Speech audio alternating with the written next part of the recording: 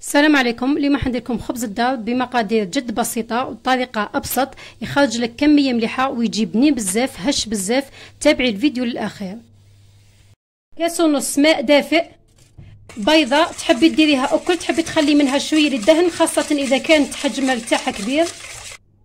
5 ملعقه كبيره زيت، ملعقه كبيره سكر، ملعقه كبيره حليب بودره، ملعقة كبيرة ونصف خميرة الخبز،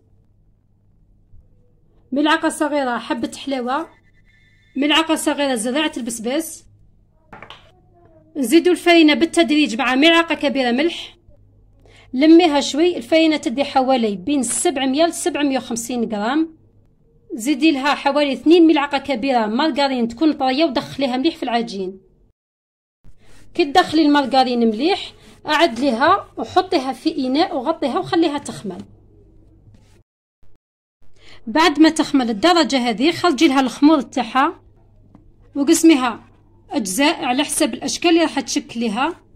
بعد ما ديريهم كريات واللي ديريهم حربوش يكون طويل شوية، شكليه على شكل 8 وقطعي له الحواف تاعو بالمقص هكذا كتزيين.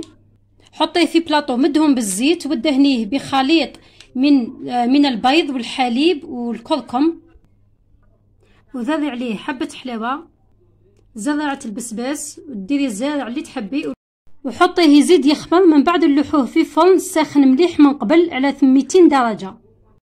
هاو بعد ما تحمر وجد جا بنين بزاف خفيف بزاف. شوفوا كيفاه جات الخفة تاعو. متأكدة اللي رايح يعجبكم، جربوه ماكمش راح تندموا عليه، وشهية طيبة.